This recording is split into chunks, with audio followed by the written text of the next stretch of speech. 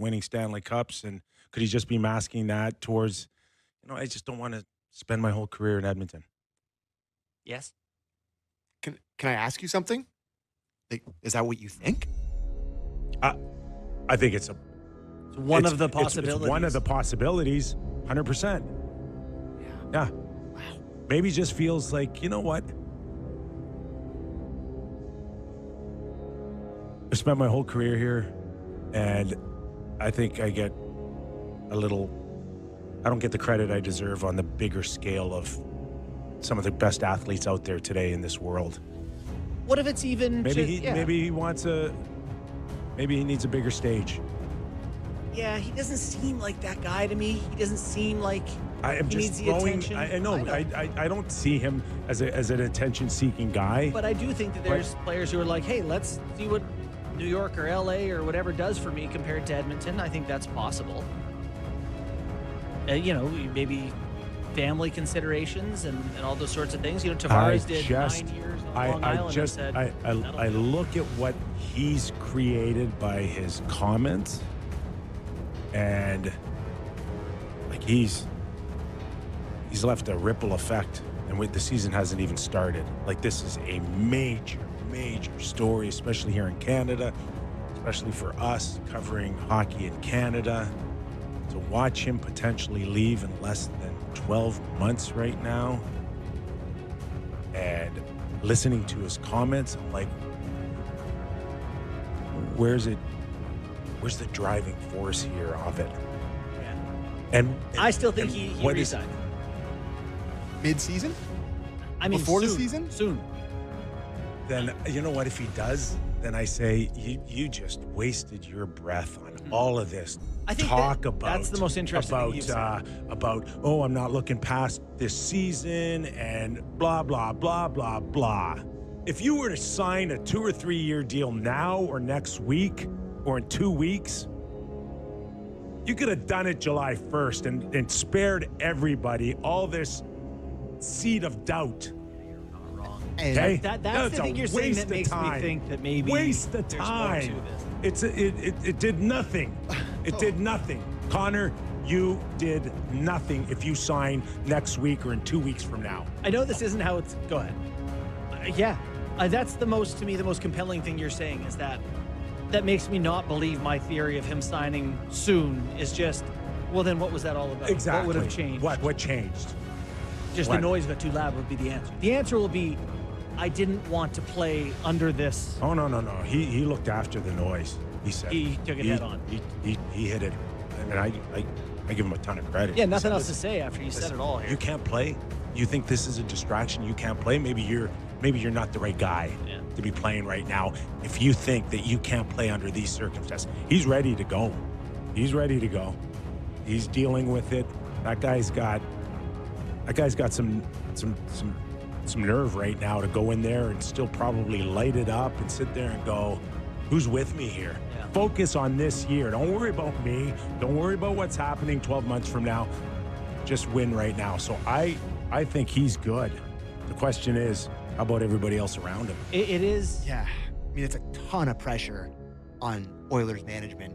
I mean, coming into this season, well, they'll still be good again. Obviously, they have a lot of good players, but less good players than they did before. You look at their page there, and there's a lot less than there has been in years past in terms of depth and forward depth. They've had a lot of good guys at the door. But heading into the deadline, you have McDavid unsigned. You're not going to trade him. I'm not getting at that. But, why? Ow. Why? Because. He's trying to win the cup. Because you're trying to win the He's cup. the best player in the league. Yeah, you're trying to win the cup. But, what else? How aggressive? Have you ever seen a team more aggressive at the deadline than the one that might have Connor McDavid walking out the door the next season? Oh, my. If you're Jeff Jackson, who's the president, or Stan Bowman right now, and he's not signed at Christmas, you better start looking at trading him. Okay? You are not doing your job if you want to play the Mitch Marner card and let him go all the way to July 1st and then beg a team for their third or fourth line player for compensation on a sign and trade. I okay? actually, you cannot let him walk out the door and play this thing out like Mitch Marner did. You better sit there and go, Connor, we need a decision by Christmas or else we're going to have to put up a bidding war for you. You know, McKee said something. I think it was you who said something to the effect of, like, if you're McDavid and you want to go to a different team, do you want to see them drain all their resources before you go there, or do you just stick it out, go there But next July? I mean, is Edmonton going to be a first or second place team in their division this year? Probably. Yeah. So you're in first place at Christmas, and you're like, yeah, So we're going to trade Connor. There's just you can't. Yeah, no, but you can't do that anymore, Sammy. You can't. Okay, and Kirill, the Thrill, same situation in Minnesota. That, come on, we just offered you, what 16 times 8. Yeah. And you don't want it. So I need to find out if you're going to sign or embarrass us and walk out the door for nothing. I cannot allow that. Okay? We can't. You got to protect the team, you got to protect the future. You cannot just leave July 1st and have me holding my you-know-what in my hand. I think it's different cases between Kaprizov and McDavid. Like, Why? I don't think, Why? Because They're I the don't best think players. But I don't think the Wild have a chance to win the Stanley Cup this year. The Edmonton Oilers do have a chance to win the Stanley Cup this year.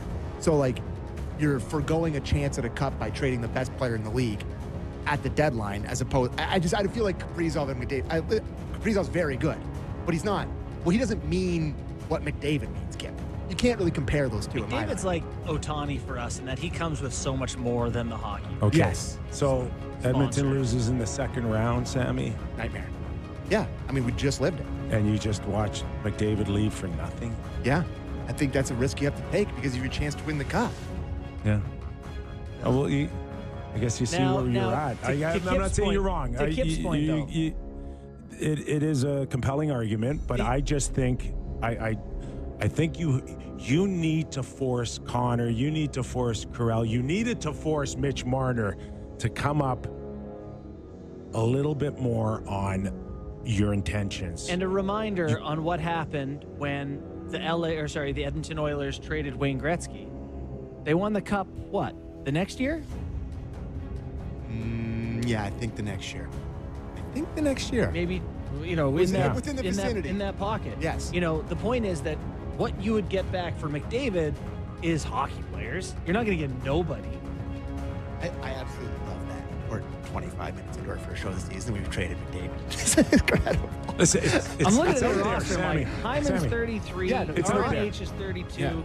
It's out there. right? Ekholm, It's out there. What do you mean it's out there? That 35. there's a possibility that this could be his last season in Edmonton. It's real. It's out there. Yeah. Now the question is, to your point, you just hope and pray if you're Edmonton that he'll change his mind at some point? I mean, that's, Or do you want to kind of protect yourself a little bit? I mean, if they're sitting in a President's Trophy spot in November and everything's hunky dory, tough to believe he's not going to be like, all right, I'll give the